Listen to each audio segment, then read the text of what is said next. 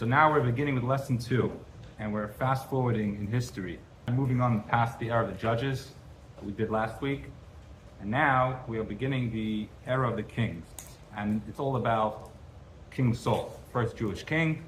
We're going to learn the rise of Saul, the fall of Saul, and the lessons that we learn from his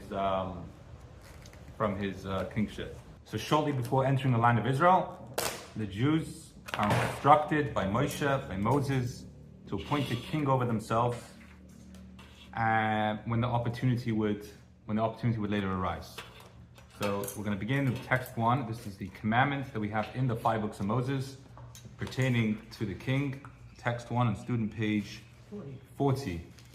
Pablo, can I ask you to read, please? Sure. When you come to the land that your God shall give you, when you possess and settle it, you will say, we wish to appoint a king over ourselves, as is the practice of all our surrounding nations. Indeed, appointing a king over yourselves, the individual whom your God will choose. When the monarch assumes his royal throne, he shall write for himself on parchment scrolls 2 copies of this Torah. These scrolls should be directly copied from the Torah that is housed in the temple, before the priests, the Levites. This Torah scroll shall always be with the king, and he shall read from it all the days of his life, so that he will learn to fear his God and keep and perform all the words of this Torah and these statutes. Then his heart will not be haughty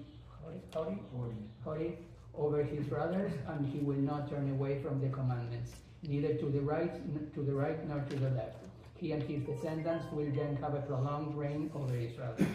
Thank you. So as we see from this text, monarchy is central to Judaism. It's crowning a king is one of the 613 the Rambam codifies in his book of mitzvahs. One of the 613 biblical commandments that upon entry to the land of Israel, the Jewish people are to appoint themselves a king. And it holds obviously a very special place in Jewish history. Much of the lessons that we'll be learning actually are going to revolve around this era, most famously King David. And it's very, very important. We obviously, till today, even though right now we are without a king, but in our prayers, we actually make reference to the idea of kingship, of God restoring our Davidic dynasty and the monarchy and so on and so forth, ultimately with the righteous Mashiach, who also is called a king, Melech HaMashiach, the King Messiah. The Jewish notion of kingship is very different to the average monarchy that you imagine. In fact, there's much debate amongst the commentators on this very verse. What is the nature of the mitzvah? So I mentioned that the Rambam actually codifies it as one of the 613, but not everybody holds that. And it's kind of, you can say all the various opinions split into 3 camps. There are those who say it's actually a positive thing. You have actually the other extreme who say that the whole concept of a monarchy is a negative. And then you have those kind of more in the middle that say it's neutral. The word they use is it's reshus, meaning if it's something that they want, the people want, then God will grant it. But it's not actually a mitzvah per se, like it's a mitzvah to put on tefillin. It's not a mitzvah to have a king. Going to the negative camp is probably the most famous opinion. I'll come back to this slide in a moment, but this is not in the course. But this is something that I just thought it'd be interesting to share. It's funny, the fun fact last week was also from the Abarbanel. He has a lot of interesting stuff in his commentary. So he has a lot of to say on the Book of Kings. He has a fascinating commentary, very, very long, very lengthy. And he gets into a whole long discussion, just summed up here in 1 paragraph, about the nature of a monarchy. And he actually says that if you look around, you look at the lands that are controlled by kings, you'll see that most of them are corrupt. Most of them are terrible dictators, and they massacre their people, they enslave their people, and the whole concept of a kingship is terrible, it's a disaster. So he was very much on the anti-monarchist camp. And he was talking from first-hand experience as well. He actually writes in his commentary, which is interesting, as a scholar, as a rabbi, he's writing his pirush on the Chumash, and he's writing his commentary, and he's mentioning the idea, he starts mentioning different types of government. He talks about a republic, he talks about certain types of democracy, and he says that, he was, because he was part of the Spanish Inquisition, he made his way to Venice and other lands, so he got first-hand experience. He was also the minister in the court, so he got to see up close how dangerous kings can be. He experienced the Spanish Inquisition. He saw the authority and the cruelty of King Ferdinand, and kicked out all the Jews from Spain in 1492. So you can imagine that his experience with kings wasn't so good, and therefore he says the whole thing is terrible. Nevertheless, we said that it's still considered, it's in the Torah. We do see that it's considered, at least according to the Rambam, it's a mitzvah. But the whole notion of an all-powerful monarch doesn't really sit well with modern sensibilities. First of all, it's important to know that from a Jewish perspective, when we say king, it's not the same thing as a ruler. As many commentators explain, the difference between a melech and a moishel. A melech is a king. By definition, it's someone that is appointed by the people. There's a saying in the Talmud, Ein melech b'layam. There's no king without the people. A moishel is someone who rules, is a ruler. In other words, he got his position by brute force and by power, essentially a dictator. So it's important to understand that the Jewish concept of kings is not supposed to be, at least, even though we'll soon see that it didn't always turn out that way. Actually, the vast majority of the time, Jewish kings were not good people. But at least the concept, conceptually, kingship was supposed to be a very almost democratic institution. It was by the people, for the people. He was supposed to be enslaved to the populace. They're the ones who elect him. They're the ones who kind of dictate his policies, and he's supposed to humble himself. The Rambam actually writes that the king is supposed to be the most humble of all men. He's supposed to, and wherever he goes, the Rambam in the Laws of Kings describes how you carry with him a little Sefer Torah, constantly remind him about who gave him his power. And this is something that actually is very crucial. We'll learn all about King Saul and his rise and his mistakes. But just from the outset, we're clarifying that the Jewish concept of a monarchy is not the same as the rest of the nations of the world. As you see in the verses that Pablo read, the different rules and regulations are all supposed to kind of rein in his arrogance, not to have too much excessive wealth and so on. Nevertheless, we see that human nature, what's the line? Absolute power, absolute corrupts or something. In other words, the human nature, by empowering such a person in this position, you do run the risk. Hence the Abravanels, from his personal experience, being up close to King Ferdinand and seeing the dangers of kingship, he feels like it's a bad idea. In other words, it's definitely not a mitzvah, and it's not only is it not a mitzvah, it's highly not recommended, and I'm talking from personal experience. On the other hand, many commentators disagree, and they say, how are you supposed to make do with the fact that you have clear verses in the Torah? Moses is telling the Jewish people that to appoint a king. Interestingly enough, one of the proofs that the Babylon brings, and this is the prelude to our discussion today, is the story that we're learning in the book of Samuel. Paul, can I ask you to read in text 2, student page 42. All the elders of Israel gathered and came to Samuel in Ramah.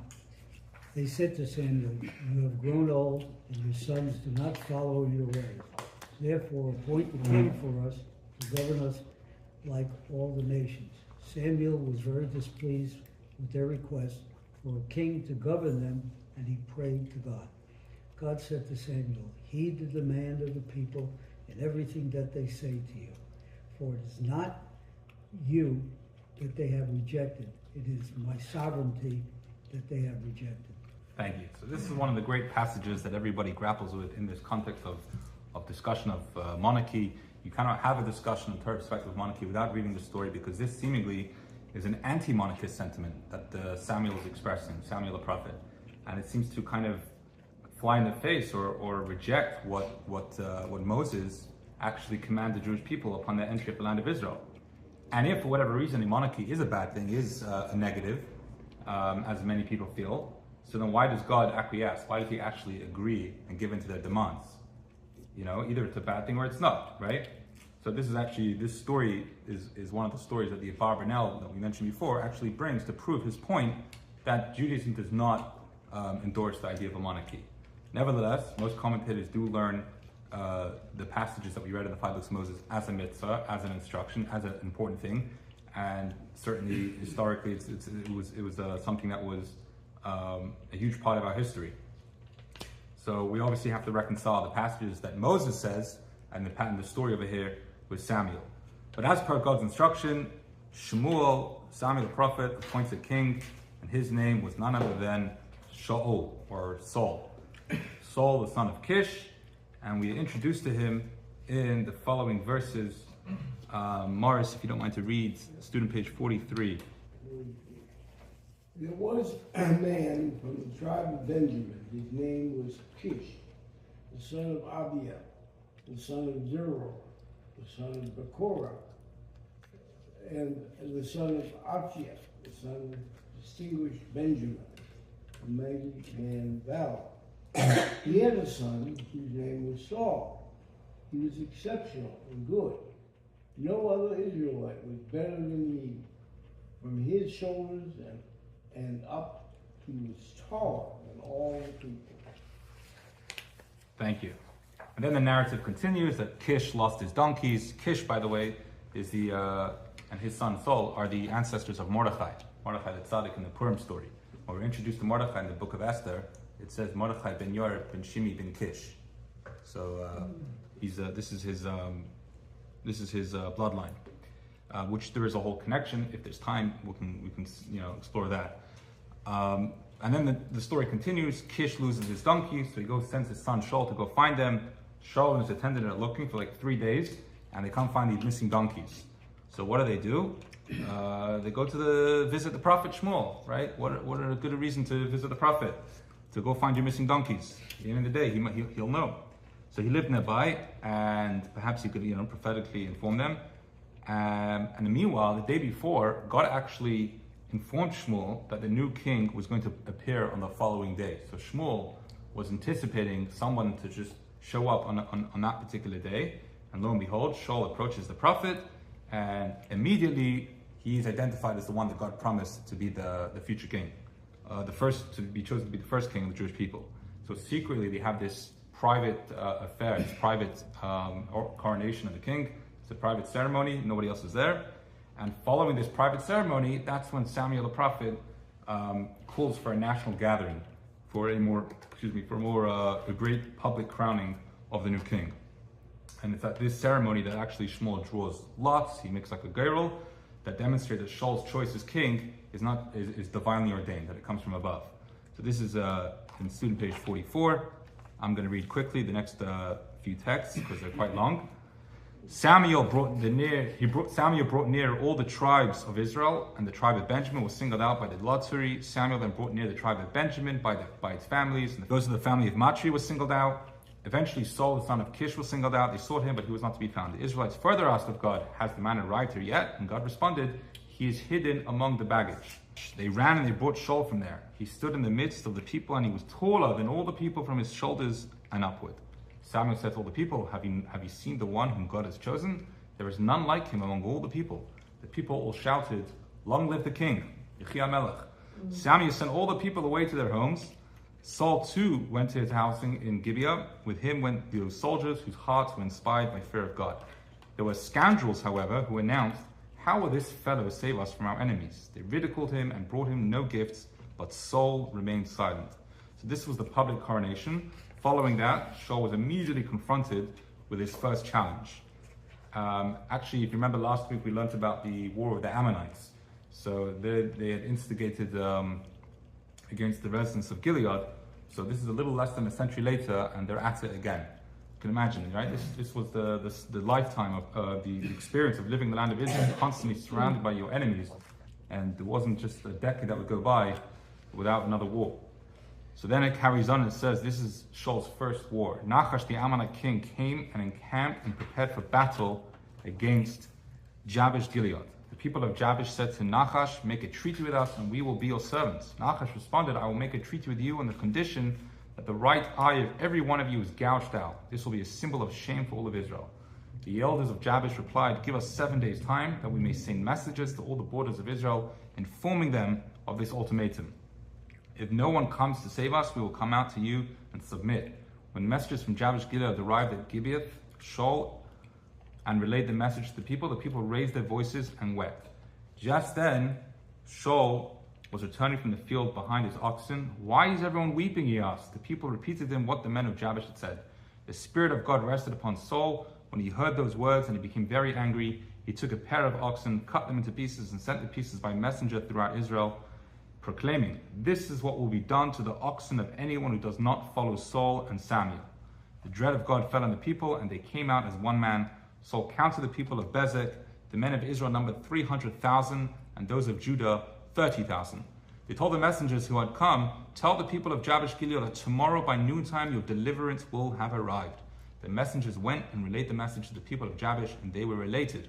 The people of Jabesh then said to the Ammonites, tomorrow we will surrender to you, and you can do with us as you wish. The next day Saul divided the people into three companies. They attacked the Ammonite encampment in the pre-dawn hours and smote the Ammonites before noon. So it was a preemptive attack. The Ammonites that survived scattered in disarray. No two of them were left together.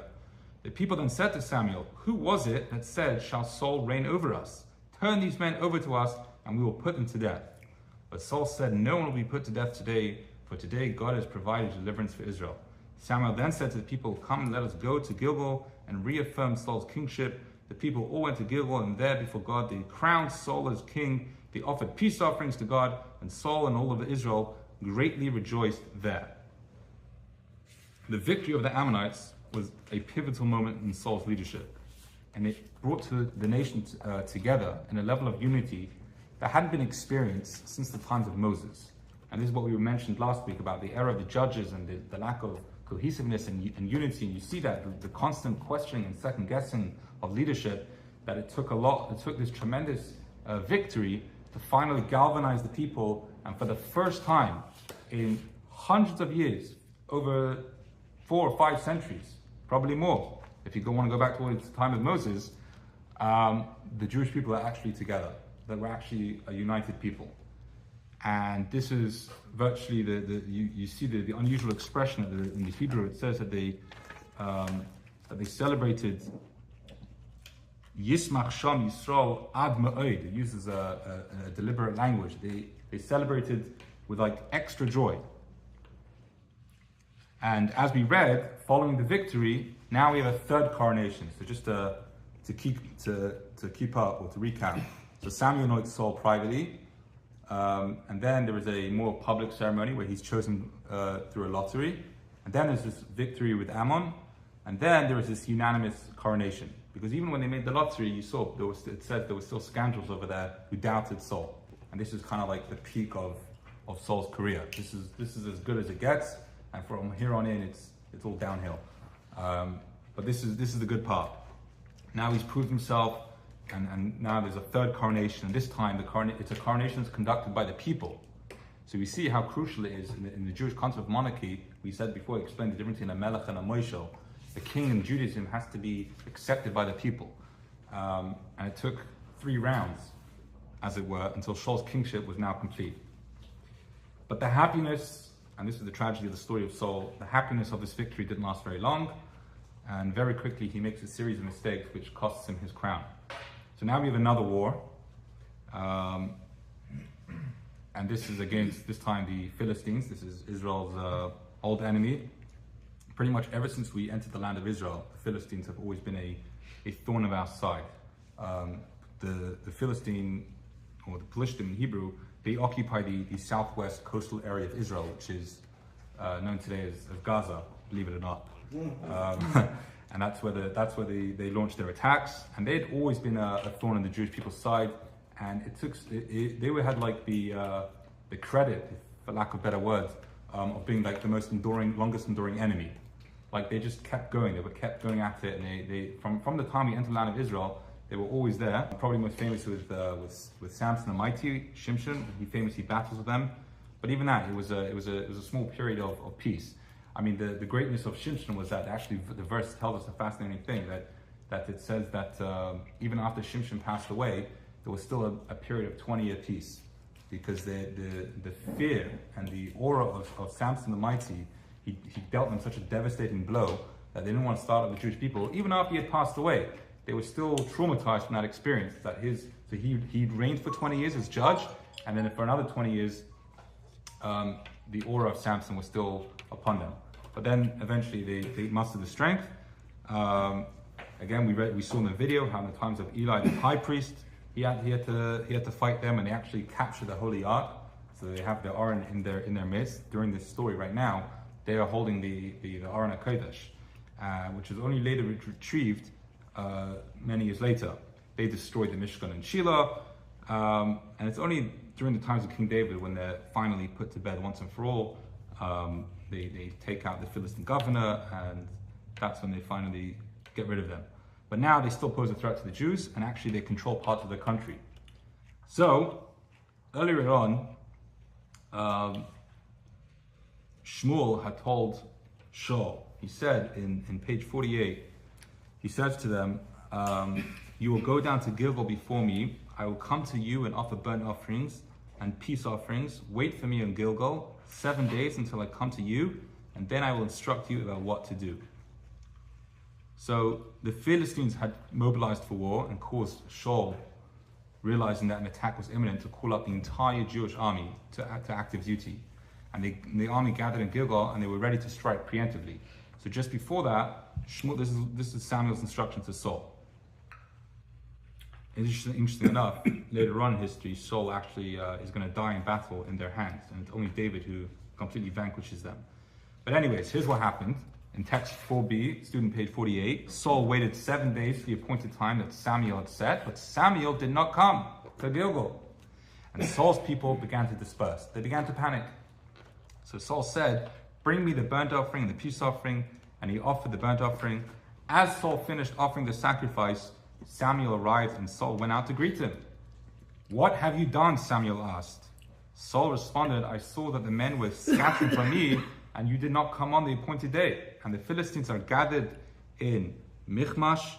I thought, now the Philistines will come to Gilgal and attack me, and I have not yet asked for God's help. So I forced myself, and I offered the sacrifice. Samuel said to Saul, you have acted foolishly. It's a mistake. You did not keep your God's command. Had you done as you were instructed, God would have established your dynasty over Israel forever. But now, because you did not observe God's instructions, your kingdom will not endure.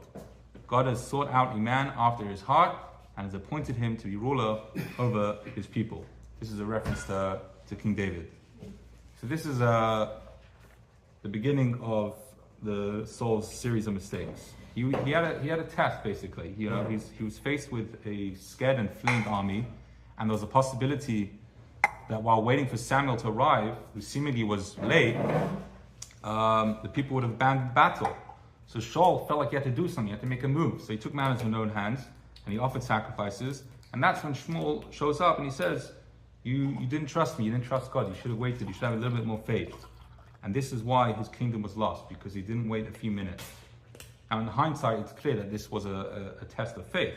If he had the strength and the courage to listen to God's instruction, even though it seemed like everything was falling apart, then he wouldn't have failed this test. So Shaul was actually victorious in this war, even though only about 100 soldiers actually remained with him. So most of the army ran away. And many other of his military campaigns that followed, he was successful. But over all of his successes, there was always this like dark cloud kind of hovering over him. The fact that he didn't listen to Shmuel's instruction, and the knowledge that ultimately his kingdom was not going to endure. So even though he was still king for a period of time, and he was still tremendously successful in defending Israel, but there was always like the back of his head, not so much in the back of his head, but actually in the forefront of his head, the idea that he didn't listen, and it was a matter of time before he lost his throne. This is the next major war, and this will be the last war, I promise, and then we can like get into the analyzing Jewish history. And the next, so this one is against the oldest and most bitter foe, Amalek, the nation that had staged an unprovoked attack against the Jews soon after they had left Egypt. And the Amalekites had staged attacks against the Jews on several occasions. And now that we finally had a king, the time was right to finally eliminate and destroy this evil nation once and for all. And Shmuel tells Shaul God's instructions.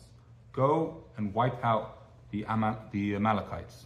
No ifs, buts, no exceptions. Every person. And in the process, they need to be utterly annihilated. Even the cattle, even the animals of Amalek have to be killed and the possessions destroyed. And this is the instruction that Samuel the prophet is giving Saul. So in text 5, student page 51, Saul smote Amalek from Havilah until Shur, which is next to Egypt. He captured alive Agag, king of Amalek, and he destroyed his people by the edge of the sword. Saul and the people took pity on Agag and on the best of the sheep and the cattle, the fatted bulls and sheep, and all that was good. These they were unwilling to destroy, but they destroyed everything that was inferior and feeble. The word of God then came to Samuel, saying, I regret that I made Saul king, because he has turned away from me and has not fulfilled my command. Samuel went to Saul, and Saul greeted him by saying, Blessed are you to God, I have carried out God's instructions. He made a blessing. But Samuel said, Then what is the bleating of sheep and the lowing of cattle I hear? What are these noises that I hear coming from the farm that you've spared? Saul answered, The men brought them from the Amalekites. They had pity on the best of the sheep and the oxen in order to sacrifice them to your God. We have destroyed everything else. Samuel said to Saul, Stop. Let me tell you what God told me last night. Speak, Saul replied. Samuel said, You may be small in your own eyes, but you are the leader of the tribes of Israel. God anointed you as king over Israel. God sent you on a mission saying, Go wipe out the sinners, the Amalekites, wage war against them until you destroy them. Why did you not obey God? Instead, you pounced on the spoil and did evil in the eyes of God.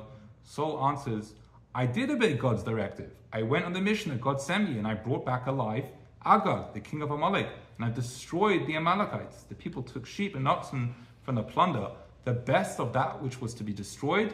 Why did they take it? To sacrifice to your God in Gilgal. Samuel said, Does God desire burnt and peace offerings as much as obedience to his word? Surely obedience is better than a sacrifice, compliance than the fat of rams. For rebellion is like the sin of sorcery. Rationalizing is like idolatry. Because you rejected the word of God, he has rejected you as king. Saul said to Samuel, I have sinned, for I transgressed God's command and your words. I was afraid of the people and did as they demanded. Now, please, pardon my sin and return with me, and I will bow down to God. Samuel said to Saul, I will not return with you, for you have rejected the word of God, and he has rejected you from being a king over Israel. Today, God has torn the kingdom of Israel from you and has given it to your fellow, one who is better than you. Again, a reference to King David. Very harsh, very sad story. And with this, we've reached the end of the narrative. And the end is well known. At God's behest, Samuel appoints David as the new king.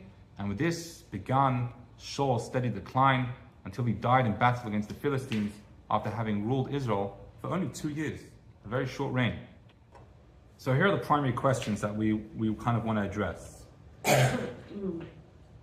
First of all, going all the way back to the beginning, why was Samuel disappointed?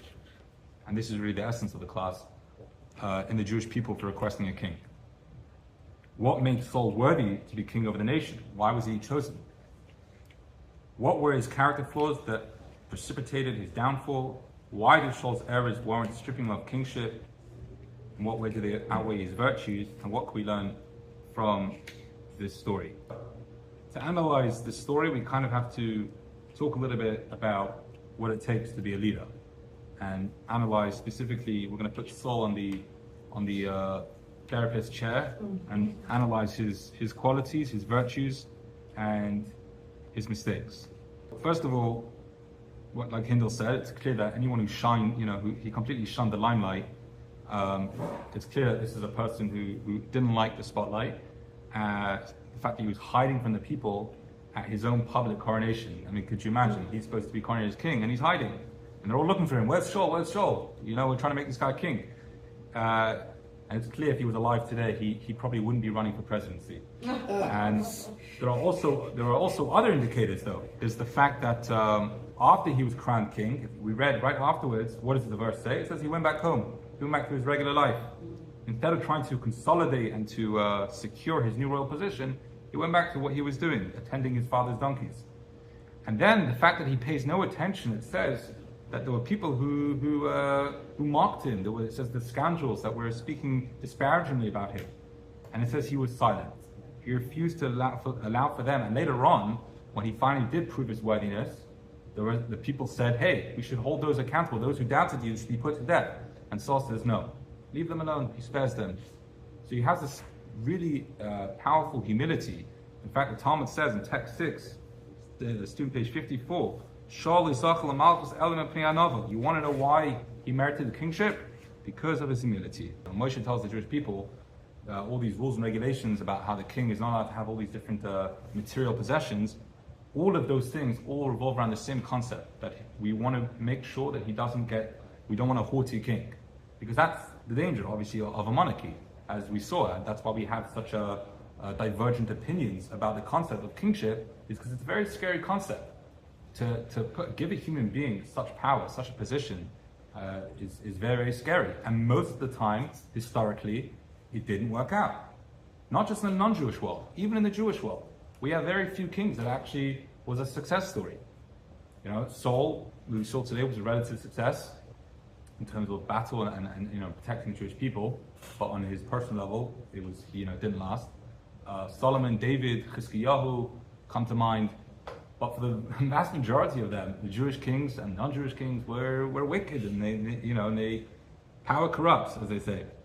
So this is a very important trait. We could all appreciate why humility is an important trait for any leader, especially someone as powerful as a king. And the king has to be humble before his subjects, like the Rambam says. He has to be the most humble of all men. Accordingly, we can understand why Shaul was a prime candidate. But at the same time, we said that the common thread in the mistakes that cost Shaul his kingdom was this very trait. Because his failure to stand up to the pressure of the people, as you see, he keeps blaming the people. When he's faced with the prophet's command on the one side, and he has the demands of the people on the other side, he capitulates into the pressure. And that was Shaul's stinging rebuke, one of my favorite verses in the Torah. Samuel's stinging rebuke. And Samuel tells him, "You may be small in your own eyes, but you are the leader of the Jewish people," which itself is a powerful lesson that we can take away from it. Sometimes we look at ourselves, we underestimate ourselves, and we see ourselves as small. And the prophet is telling us, the leader of the generation, the Rebbe of the generation is telling us, you are a king, you are a leader, you have tremendous responsibilities, do not underestimate yourself. And that was Saul's problem. And that's how it all went wrong. He was small in his own eyes and failed to realize his greatness and his responsibility in his position. So on the one hand, we have the virtues of humility. We said that the idea that the king, like the Rambam says, who carried a small pocket Sefer Torah. Actually, according to some commentators, the script was so small it was like the size of an amulet. He wore it like a bracelet or like a necklace. It was always there, even when he went to battle, wherever he went, to constantly remind him who gave you this power, who put you in this position. So always keep the king in check. But the seeds of Saul's eventual downfall were sown right at the beginning, because he failed to stand up for his position. Ironically and tragically, his great humility, his great strength, of which he was the reason why he was chosen as king in the first place, was also the root of his downfall. Another character trait that we want to analyze of Saul, and that is what Morris pointed out. Why is the verse takes pains to stress his height? We actually encountered it twice, if you paid attention in the text that we read, both in the context of explaining why he was a worthy candidate for his kingship, the fact that he was head and shoulders above the people, and what does it actually mean? Is it just a physical description? We know the Torah is not usually a book of physical descriptions. So to understand the significance of this trait, we have to explain another important quality, and that is the idea of wisdom. So in order for any society to function, different points of view need to be tolerated, and there needs to be compromises. And this balancing act is the function of any government or sovereignty, and in order to deal with that, to deal with so many different opinions, to be a leader requires a lot of wisdom and a lot of impartiality. Because if you're going to be biased, if you're going to be subjective, if you're going to be emotional, then that's going to be problematic. And this is why the other reason why Saul was worthy of being king. Saul was head and shoulders above the rest of the nation because his soul was rooted in the divine attribute of wisdom. What is the meaning of this? The head represents the intellect. The torso symbolizes the emotions and action faculties. Saul's unusual height denotes that his emotions, torso, were on par with the intellect, head, of the rest of the population. This spiritual superiority manifested itself in the fact that from his shoulders and higher, he was physically taller than all the rest. Because this world is rooted in Hashem's emotions, we are primarily emotional beings. Even our intellect is colored by our emotions. Saul, however, was blessed with pure intellect, wisdom and understanding that transcends emotions. So this was the other quality that made Shaul worthy as king. He was an extremely wise king. And this is where we get into discussion about the difference between being wise and being smart. But Shaul was very wise, and he had the ability to hear out opposing opinions and to hear different,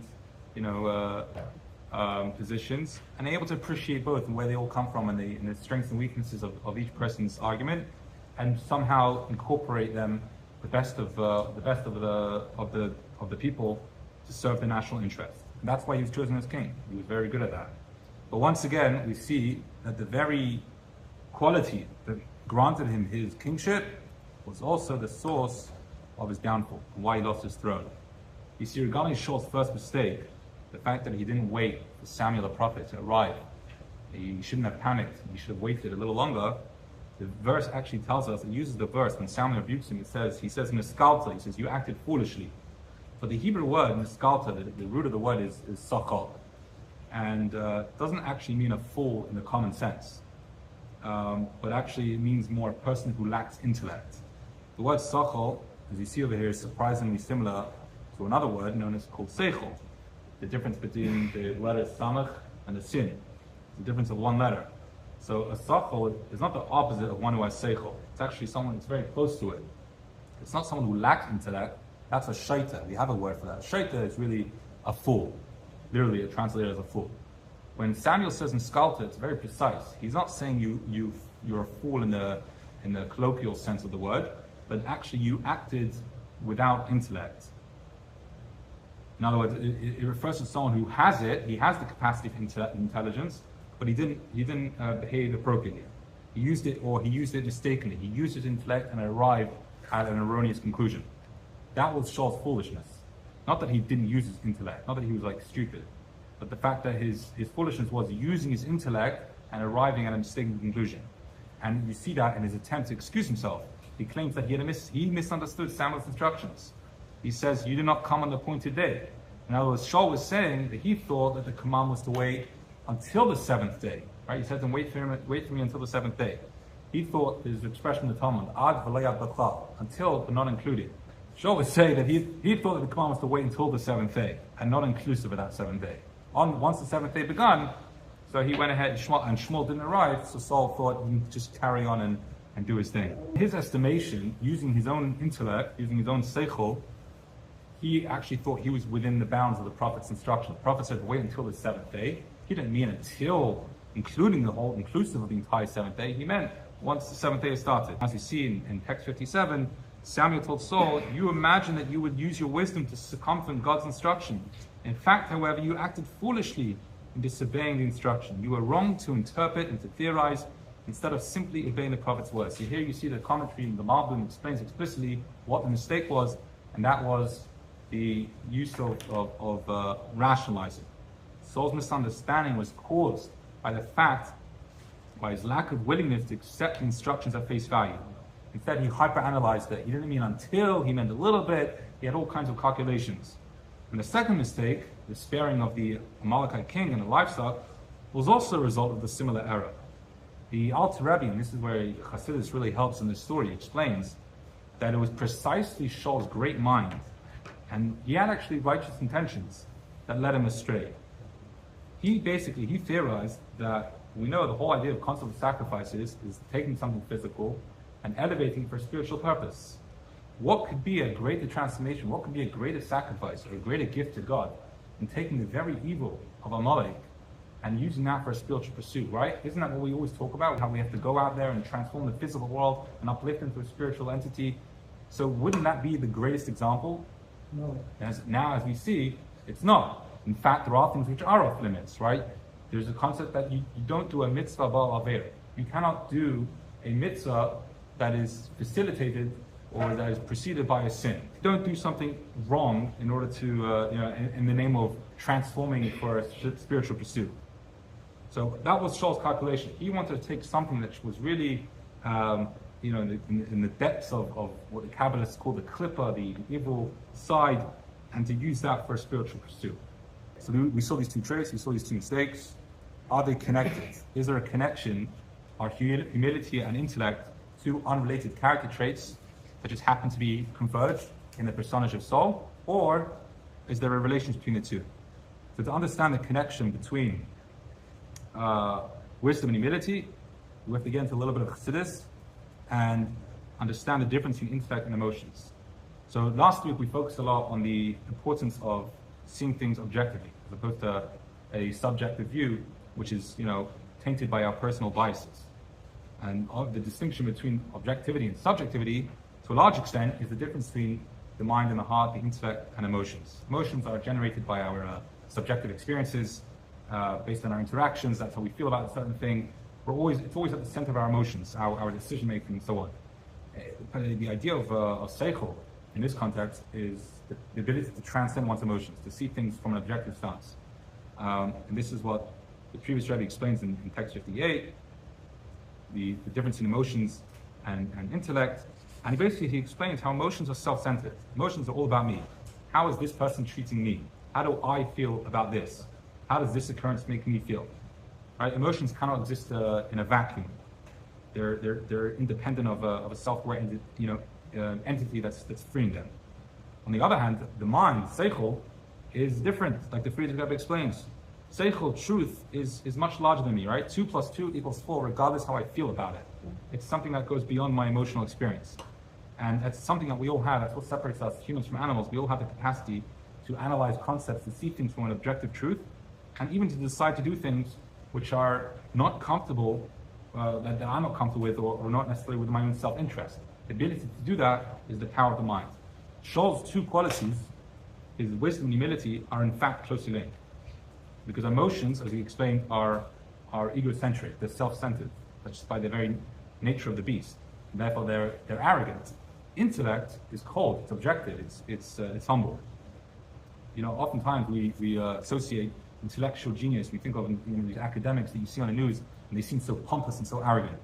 But the truth is, it's quite the opposite. These people, they might have a very high IQ, but they could be very emotional people. They could be very, confrontational, and you see how they get so on these debates, and they lose their cool very quickly. And you say, what happened? These are the great intellectuals that we put on a pedestal. The truth is, from the way Chassidus explains, a real intellectual doesn't lose his cool. A real intellectual is someone who's very cold, very removed from the subject matter. It doesn't allow the discussion or the debate that they're having to rile them up.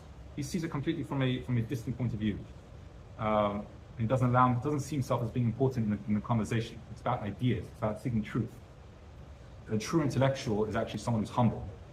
And that's the distinction between being smart and being wise. You have a very smart person who has a very high IQ. But smart people could also be liable to do very stupid things. A wise person is someone, regardless, it's not about his IQ level, but he operates primarily from a place of intellect. It's not about knowledge, it's not about how much he knows or how smart he is or how quick he is on his feet. But it's just it's almost like a personality trait, but he operates from a place of intellect. I mean, it's something we can all tap into, we're all capable of it. Shaul merited the crown on account of 2 important virtues, humility and wisdom. And now we see that his wisdom is ultimately the core quality, because that's what stands at the root of his humility. So really, the two are not distinct character traits, but they're connected. Humility is an outgrowth of wisdom. Shaul was a man of intellect, meaning he was able to see things from a removed vantage point. He didn't, he was cold and calculated, and hence his humility. But as we explained, although wisdom is very important, especially in a leadership position, in order to be able to get emotionally riled up by the varying opinions, it also has its drawbacks. Because at the end of the day, intellect is a faculty of the individual, and therefore it's subject to be colored by one's feelings, as we saw with the story of Jephthah, who was extremely emotional. Right? He was the exact example of someone who lacked wisdom. He made an emotional decision, and he felt like because it was based on an emotional decision, he felt like he was stuck. He didn't have the wisdom, the capacity to see that he wasn't stuck. But he rationalized, meaning he made an intellectual conclusion based on his emotional outburst. He rationalized that this is the way it is. I made a vow, and I can't change it. That's an intellectual, sentence that he's giving a reason. I made a vow, and therefore I can't change it. But really, it's coming from an emotional place. He made an emotional vow that he has to offer the sacrifice, whatever comes out, and now he's stuck. So the intellect can also be affected by one's emotions. But even if it is completely objective, it's still possible arrive at erroneous conclusions. We're human beings after all. Even the greatest professors and academics who are really true intellectuals also make mistakes. It was actually one of the reasons why Shaul seemingly was very insecure. And you see his repeated submission to the people's demands. Even though Shaul was someone who leaned heavily on intellect, he relied on his intellect to make decisions, he was aware that there always existed another vantage point. Meaning the drawback of intellect, of always doing things based on wisdom, based on intellect, is that you're always second guessing, because you're always entertaining the possibility, for the sake of an academic discussion or whatever the reason is, you're always entertaining that there's another view, there's another position, there's another, I have to hear everyone out. I have to hear everyone out before I can make a decision. And that actually comes with its drawbacks. That's not always so true. You don't necessarily have to hear everyone's opinion. Everybody might be entitled to opinion. Doesn't mean you as the leader have to listen to everyone's opinion. And because of that, because he was so intellectual and he felt like for the sake of rationalizing, he has to listen to everyone else, he capitulated to the pressure. And that was the drawback of his humility. It led to this, insecurity, which is obviously an undesirable trait in a leader. What does this have to do with the myths of kings, and how does one actually safeguard from these things, from these, wisdom and humility? On the one hand, we see that they're positive traits. On the other hand, we see they have drawbacks. So here that Tzemach Tzedek tells us in text 11, page 59. Freddie, able to read? The purpose of appointing a king is so that through him the nation is subservient to God. For the nation, by law, is subservient to the king and must obey all his decrees. And the king himself is subservient to God. By extension, the people are subservient to God. Thank you. So this key understanding about the nature of Jewish monarchy will actually allow us to answer a bunch of questions that we raised earlier on. So just to go through them one at a time. We said, why does Judaism mandate monarchy or condone a king? Because we said to accomplish the first objective of government, explained earlier, which is all about maintaining law and order, any elected government will do the job. That might suffice. But there's a unique Jewish goal. The unique Jewish goal is something a king is required. The leaders of a democratic government, for the most part, are more followers than leaders, and they're more submissive. And that would defeat the Jewish purpose of a leader, who's supposed to be spiritually greater than the people and who leads by virtue of his spiritual greatness. Why was Shaul's mistake considered so grave? So now we understand that Shaul's mistake was so grievous because he twice demonstrated his lack of submission to God. The whole purpose of a Jewish king is submission to God. All the other stuff about defending the country, law and order, bringing stability, important things, but that's not uniquely Jewish. And for that, you can have any other, type of government. The purpose of a king is to bring about a spiritual purpose. That's the Jewish concept of a king, and that is to ultimately gain the people's subservience to the King of Kings, Hashem Almighty, Kadosh Baruch Hu, Melech Malchi Amlacha. The king is just supposed to be a channel for that. He's just supposed to be a physical embodiment of the real king. In other words, we don't worship the human being; we worship what he represents, which is Hashem. He's supposed to embody that by humbling himself before God, and that was Shaul's mistake. How do we ensure that humility and wisdom, because they are important traits, how do we make sure that they don't lead to undesirable consequences? Again, submission to God. If we have Kabbalah soul, and actually there's something we discussed in Shavuos about the story of Achitophel and his mistake about the lacking of Kabbalah soul, the acceptance of the yoke of heaven. If we have submission to God, if that's the source of our wisdom, that's the source of humility, then we know that our humility and our wisdom is actually empowered and is in a good place and will endure and will not corrupt us. As long as it's all built on the base and the foundation of submission. Shaul was lacking this area, what's called in Hebrew Kabbalah's oil. So yes, his head was firmly planted on his shoulders, which meant that he was above his emotions and he was able to see things from an intellectual standpoint. But the problems arose because he didn't completely submit himself, his mind and his heart, to a higher authority. Because at the end of the day, it's the fear of heaven that's the foundation, that should have been the foundation for all the king's decisions. And he shouldn't have used his wisdom to overanalyze God's commands. When humility stands from a constant awareness of God, of Hashem, so it isn't about me, it's about Hashem. This is a different type of humility. This is humility that's fueled with a sense of responsibility. It's mission driven.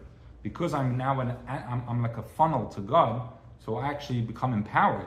And actually, it's a humility that generates confidence. It's humility that I'm humbling myself before God, but now, because I'm humble before God, I'm empowered by God to be His ambassador. And it means I have a responsibility, I have a mission. So it actually generates a very strength of character.